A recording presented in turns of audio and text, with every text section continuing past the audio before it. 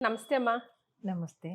అమ్మ, ప్రేమ పెళ్ళిళ్ళని సపోర్ట్ చేస్తారా? Arrange మ్యారేజెస్‌ని support చేస్తారా?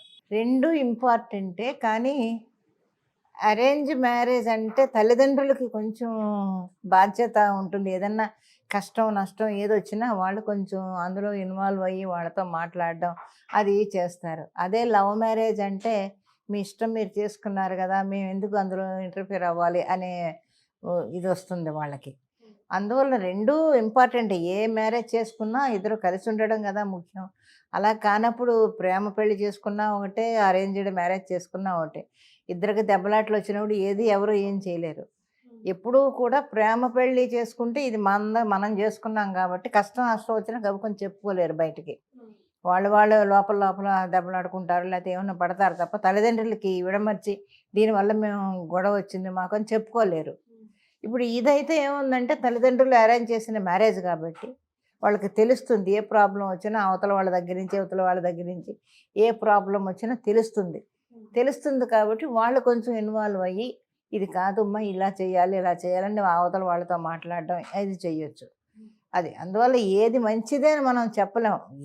వాళ్ళ మనస్తత్వాలకి కరెక్ట్‌గా వాళ్ళు ఉంటే ఏదన్నా మంచిది. 2 మంచియి. అంటే ప్రేమించుకునేటప్పుడు తెలీదా అమ్మా? ముందు ఇద్దరిని తెలుసుకుంటారు గదా! ఒకరినొకరు తెలుసుకుంటారు కదా! కష్ట నష్టాలేంటి? ఏ సిట్యుయేషన్‌లో ఎవరు ఎలా రియాక్ట్ అవుతారో, ఎందుకు రియాక్ట్ అవుతారో అన్నీ తెలిసే బావుంది, మనం కలిసుంటే బావుంటుంది అనే కదా పెళ్లి చేసుకుంటారు. మళ్ళీ కొన్ని రోజుల తర్వాత ఇప్పుడు మనకు సెట్ అవ్వట్లేదు అని డెసిషన్ తీసుకొని విడిపోవడం ఎంతవరకి కరెక్ట్ అనుకుంటున్నారు? అదే వచ్చింది చిక్కు. ఎందుకంటే ఇద్దరి మెంటాలిటీస్ కొత్తప్పుడు ఏమవుతదంటే, హుషారుగా ఓహో! చాలా ఇదిగా ఎక్కువ ప్రేమ కురిపించేసి, నువ్వు లేనిదే నేను బతకలేను, నేను లేనిదే నువ్వు బతకలేవు అన్న లెవెల్‌కి వచ్చేసి, ఓహో! ఇంకేముంది మేమిద్దరం ఒకటైపోయి పెళ్ళిళ్ళు చేసేసుకుంటున్నాం అని అనుకుంటారు. కానీ అది ఎంతవరకు ఆలోచిస్తున్నారు వీళ్ళు, భవిష్యత్తు ఎలా ఉంటుందనేది ఎవరు ఆలోచించట్లేదు. అంటే ఆకర్షణ, దాన్ని ప్రేమ అని అనలేను నేను. ఆకర్షణ అని అనాలి. ఒకరి మీద ఒకరికి ఆకర్షణ. అది ప్రేమ కాదు. ప్రేమ అనేది కొన్ని సంవత్సరాలు ఇద్దరు అనుభవించి ఒకళ్ళనొకళ్ళు తెలుసుకొని చేసుకుంటే అది ఓకే. వెంటనే ప్రేమించేసేసుకోవడం, వచ్చే నెలలోనే పెళ్ళి అనుకోవడం, ఇద్దరు పెళ్ళిళ్ళు చేసేసుకోవడం, కాపురాలు పెట్టేసుకోవడం, నెక్స్ట్ మంత్ మళ్ళీ ఇద్దరు గొడవలు పడడం, విడిపోవడం జరుగుతుంది. ఇప్పుడు ఉండే పరిస్థితి అది జరుగుతుంది. అది కరెక్ట్ కాదు. ఒకళ్ళనొకళ్ళు అర్థం చేసుకోవాలి. ఒకవేళ కష్టం వచ్చినా, నష్టం వచ్చినా నీ వల్ల కష్టం వచ్చిందా?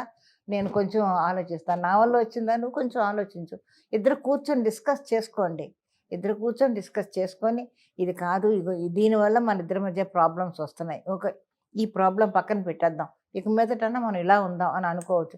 నువ్వెంత, నేనెంత అని మాట్లాడుకున్నప్పుడు అది ఎవరు ఏం చేయలేరు. ప్రతీదీ కూడా నేను చాలా గొప్పదాన్ని అని, నేను చాలా గొప్పవాడినని, నేను నీకోసం మా అమ్మ, నాన్నని వదిలేసానని వీడు, నీకోసం నేను వదిలేసి రాలేదని ఆయమ్మ ఇలా మాట్లాడుకోవడం ఇది కరెక్ట్ కాదన్నమాట అసలు.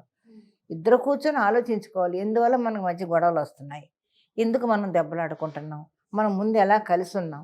ఇద్దరూ కలిసి ఎంత ప్రేమగా మనం పెళ్లి చేసుకున్నాం. ఇప్పుడెందుకు మన మధ్య వస్తున్నాయి? ఏంటి మనలో ఉండే లోపం? అంత టైము ఎవరికి ఉండటం లేదు, ఆలోచించట్లేదు.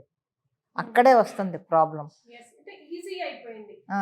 చూస్తున్నాం ఒక నెల రోజుల పాటు దెబ్బలాడుకుంటున్నాం. ఓకే.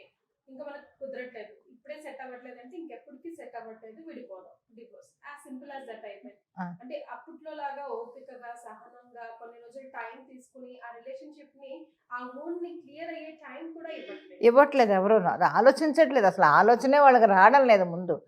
సరే ఇప్పుడు ఎందుకొచ్చిందో గొడవ, సరే కొద్ది రోజులు ఓర్చుకుందాం. ఇంకొద్ది రోజులు చూసుకుందాం. ఒకళ్ళనొకళ్ళు అర్థం చేసుకుందాం. అతని తప్పేముంది? పోనీలే మనం క్షమిస్తే పర్వాలేదులే. మనం కొంచెం కాంప్రమైజ్ అవుదామని ఈ అమ్మాయి. పోనీ ఆ అమ్మాయి ఏం తప్పు చేసింది? పోనీలే ఆ తప్పు కాదు కదా! నా భార్యే కదా! అని ఆ అబ్బాయి ఇలా కాంప్రమైజ్ అయ్యి, ఇద్దరూ గనక హ్యాపీగా ఉంటే ఏ గొడవలు ఉండవు. అలా కాకుండా ఈగోస్ వచ్చి నేను ఎంత, నా ఆవిడెంత, నేనెందుకు కలిసుండాలి అని వస్తే మాత్రం చాలా ప్రాబ్లమ్ ఫేస్ చేయాల్సొస్తది. ఆ ఎఫెక్ట్ తల్లిదండ్రుల మీద పడుతుంది, పిల్లల మీద, పుట్టబోయే పిల్లల మీద పడుతుంది, పుట్టిన పిల్లల మీద పడుతుంది, అందరి మీద పడుతుంది. ముఖ్యంగా మనం కరెక్ట్‌గా ఉండాలి. పెళ్లి చేసుకున్న భార్యాభర్తలిద్దరూ లోపల లోపల ఎంత గొడవలు పడుతున్నా కూడా బయటకు తెలియకుండా మేనేజ్ చేసుకొని హ్యాపీగా ఉండాలి. అప్పుడు నలుగురు చూసి వాళ్ళెంత బాగున్నారని అనుకుంటారు. పిల్లల ముందు ఊరికే గొడవలు పడిపోయి పిల్లల ముందు తిట్టుకొని పిల్లల ముందు కొట్టుకుంటే వాళ్ళకి చిన్న మనసులు బాధపడతాయి. అయ్యో మా అమ్మ నాన్న ఇలాగా గొడవలు పడుతున్నారని. ఇంకా అక్కడి నుంచి ఇంకా విడాకుల వరకు వెళ్ళడం, విడిపోదాం అని అనుకోవడం, నీ మట్టుకు నువ్వు ఏంటి ఎన్నో సంవత్సరాలు కలిసి ఉన్నవాళ్ళు ఇప్పుడు విడిపోతున్నారంటే నాకే ఆశ్చర్యం వేస్తుంది.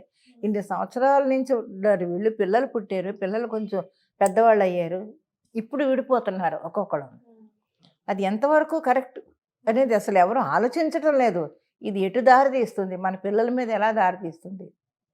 ఇప్పుడు తండ్రికి పిల్లల మీద ఉంటుంది, నా పిల్లలు నీ దగ్గర ఎందుకు ఉండాలి, నా దగ్గరే ఉండాలని తల్లి అవుతుంది. మరి తండ్రి పరిస్థితి ఏంటి? లేదు, తండ్రి చాలా వరకు చాలా తీసుకొని వెళ్ళడు.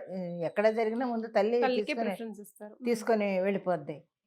తండ్రి ఎక్కడైనా నా పిల్లలు లేనిదే నేను బతకలేను, నా పిల్లలు నాకు కావాలి అని గొడవలు పెడితే ఇంకా అక్కడి నుంచి కోర్టులకు ఎక్కడం, దాని మీద లేనిపోయిన రచ్చ అంతా జరుగుతుంది తప్ప ఇద్దరూ కాంప్రమైజ్ అయ్యి ఓకే మన పిల్లల కోసం మనం కలిసి ఉందాం, వాళ్ళ భవిష్యత్తు బాగుండాలి అనేది ఆలోచించుకొని ఇద్దరు కలిసి ఉంటే హ్యాపీగా ఉంటారు అందరూ.